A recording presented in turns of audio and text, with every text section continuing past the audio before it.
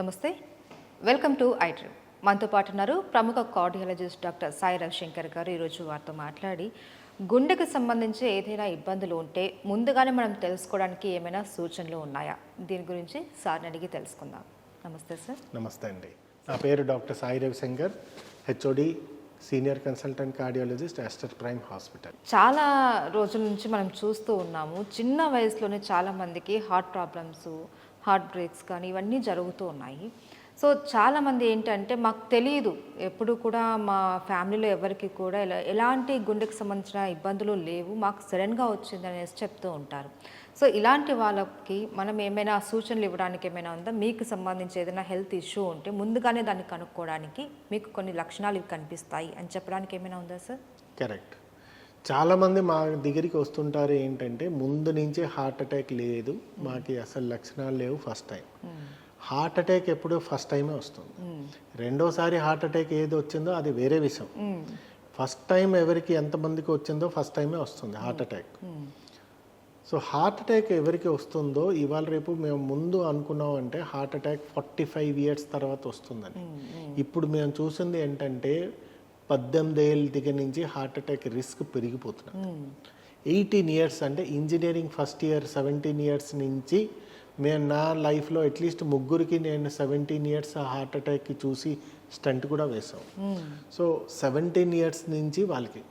So ముఖ్యమైన problem అవుతున్నది ఇక్కడ పేషెంట్కి ఏంటి రిస్క్ ఫ్యాక్టర్స్ ఉన్నాయా లేదా ఫస్ట్ తెలుసుకోవాలి. అది మీ చేతిలో ఉన్నది. రిస్క్ ఫ్యాక్టర్స్ ఏంటి? సపోజ్ పేషెంట్ మెంటల్ స్ట్రెస్ ఉన్నాడా లేదా, డైట్ అండ్ ఎక్సర్సైజ్ ప్రాపర్గా మెయింటైన్ చేస్తున్నారా లేదా. సో డైట్ అంటే హెల్దీ డైట్ తీసుకుంటున్నారా, ప్రాపర్ ఎక్సర్సైజ్ చేసుకుంటున్నారా, ఆల్మోస్ట్ 45 మినిట్స్ పర్ డే చేస్తున్నారా, నిద్రపోతున్నారా ప్రాపర్గా లేదా. దీంతో సాయం పేషెంట్కి బీపీ, షుగర్, కొలెస్ట్రాల్ ఉన్నదా లేదా. సో చాలామంది అనుకుంటారు నాకు 22 ఇయర్సే నాకు బీపీ ఉన్నది. కొంచెం మందికి మేము చూస్తుంటే బీపీ వాళ్ళకి 200 దాకా బీపీ ఉంటున్నారు.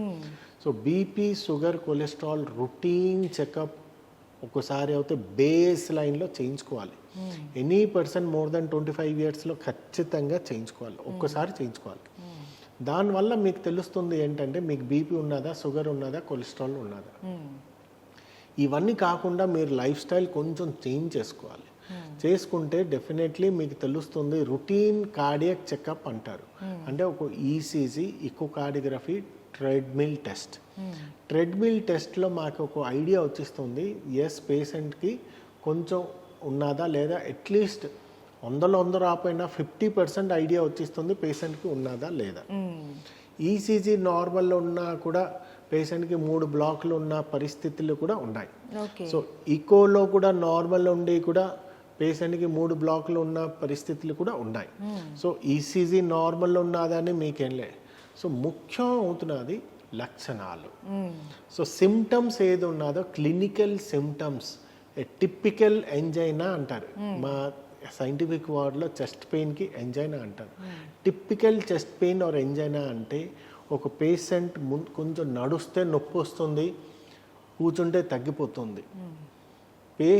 చాలా మటుకు వెళ్ళిపోయింటే వాళ్ళు సెల్ఫ్ డయాగ్నోసిస్ చేసి వాళ్ళు ఓన్గా మెడిసిన్ షాప్ వెళ్ళి వాళ్ళ ఎసిడిటీ టాబ్లెట్లు ఏదో ఒకటి వేసుకొని ఆర్ గూగుల్ డాక్టర్కి వాళ్ళు చూసుకొని వాళ్ళే సెల్ఫ్ ట్రీట్మెంట్ చేసుకొని ఒక స్టేజ్ దాకా వాళ్ళు తెస్తారు.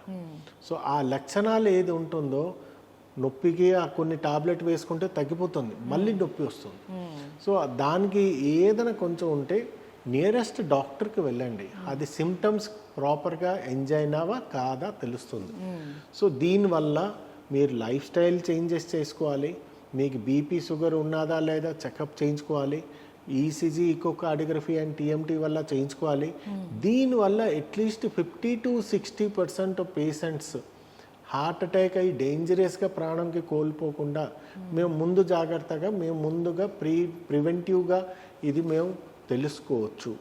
సో ఎనీ పర్సన్ లక్షణాలే రాకలే, మీకు చెస్ట్ పెయిన్ రాకలే, బ్రెత్లెస్నెస్ రాకలే, రొటీన్ కార్డియాక్ చెకప్ ఏడాదికి ఒకసారి చేయించుకుంటే మోర్ దెన్ 35 కొంచెం రిస్క్ ఫ్యాక్టర్. ఎవరో ఒకటి స్మోకింగ్ చేస్తుంటారు, చాలా అసలు ఎక్సర్సైజ్ చేయరు, ఇట్లాంటి వాళ్ళు రెగ్యులర్ చెకప్ చేయించుకుంటేనే మంచిది. సో రెగ్యులర్ చెకప్ చేయించుకుంటే మీకు బయటపడుతుంది హార్ట్లో ప్రాబ్లం ఉన్నదా, షుగర్ ఉన్నదా, కొలెస్ట్రాల్ ఉన్నదా, బీపీ ఉన్నదా, దానికి మీరు ట్రీట్మెంట్ చేయించుకుంటే బెటర్. అండ్ సార్ ఇంకొకటి, చాలామంది నిద్ర సరిగ్గా పోకపోవడం వల్ల కూడా హార్ట్ ప్రాబ్లమ్స్ వస్తాయని అంటారు, అది నిజమేనా సార్? ఖచ్చితంగా నిజం, 100 భాగాలు నిజం. ఒక పర్సన్కి నిద్ర ఎంత, మీరు ఫుడ్ ఎంత ఇంపార్టెంటో నిద్ర కూడా అంతే ఇంపార్టెంట్.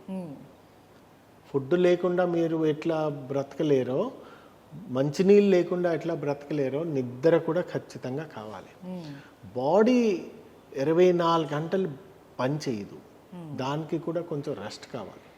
రెస్ట్ చేసుకుంటేనే బాడీ అవుతుంది, లేదు అంటే డెఫినెట్లీ బాడీ పాడవుతుంది. సో నిద్ర వల్ల ఏంటవుతుందంటే, నిద్ర 2 రకాలు ఉంటాయి, REM sleep, NREM sleep.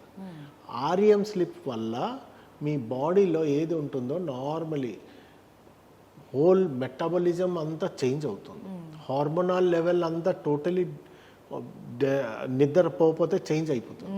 So నిద్ర వల్ల ఆర్ఈఎం అండ్ ఎన్ఆర్ఈఎం స్లీప్ అంటే డీప్ స్లీప్ ఏదంటారో అట్లీస్ట్ అది ఒక 5 to 6 అవర్స్ కావాలి.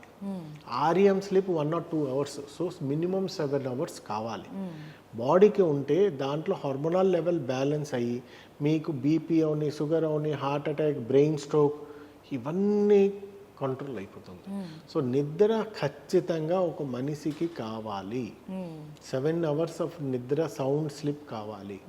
చేస్తుంటే చాలా మందికి మేము చూసాము, నిద్ర లేకుండా కూడా హార్ట్ అటాక్ కూడా చాలా, అంటే అది ఒక రోజు కాదు, కంటిన్యూస్గా కొన్ని నెలలు పెట్టి ప్రాపర్ స్లీప్ లేదనుకోండి, patient definitely prone for heart attack. అంటే ఇప్పుడు నిద్ర గురించి మాట్లాడుతున్నాం కాబట్టి ఇంకొక డౌట్స్, కొంతమందికి నైట్ షిఫ్ట్స్ ఉంటాయి, వాళ్ళు నైట్ మొత్తం మేల్కొని వర్క్ చేసుకోవాల్సిన అవసరం ఉంటుంది. వాళ్ళు డే టైంలో కనుక ప్రాపర్ స్లీప్ పడుకున్నా కూడా ఇలాంటి ప్రాబ్లమ్స్ ఏమైనా వస్తాయా? డే టైంలో ఒకవేళ మీరు అంటే 7 to 8 అవర్స్ పడుకుంటే సరిపోతుందా? ఇప్పుడు ఒక నిద్ర రావాలి అంటే మా హోల్ సృష్టించింది ఏంటంటే రాత్రిపూట నిద్ర వస్తుంది. మిలాటోనిన్ అని ఒక బ్రెయిన్ స్టిమ్యులేషన్. సో మీరు ఇప్పుడు లైట్ ఉన్నది అనుకోండి, చాలా నిద్ర రాదు. అది not because of hormonal level, melatonin levels అది ఏదో ఉంటుందో అది నాకు తగ్గిపోతుంది లైట్ వల్ల. లైట్ బంద్ చేస్తే మెలాటోనిన్ ఎక్కువ అయిందనుకోండి, నిద్ర వస్తుంది. సో ఎవరైనా నైట్ డ్యూటీ షిఫ్ట్ ఉన్నారా, ఓకే, పొద్దున్న అట్లీస్ట్ వితౌట్ అసలు లైట్ కొంచెం లేకుండా డార్క్ చేసుకొని వాళ్ళు 7 అవర్స్ సౌండ్ స్లీప్ పడుకున్నారా, as good as night. So circadian rhythm ఏదో అది చేంజ్ అవుతుంది. సడన్గా ఒకరోజు రాత్రి ఒకరోజు పొద్దున్న లేకుండా కంటిన్యూస్ పొద్దున్నే పడుకున్నారు అనుకోండి, that is fine, that is అసలు ఏం ప్రాబ్లం లేదు. సో మెలాటోనిన్ లెవెల్ కొంచెం పెరుగుతుంది, ఎందుకంటే ఈ లైట్స్ ఉండదు, సన్లైట్ ఉండదు, ఉండిపోతే డెఫినెట్లీ మెలాటోనిన్ లెవెల్ అవుతుంది. సో వాళ్ళు పొద్దున్న పడుకున్న 7 hours is fine. Okay, thank you so much.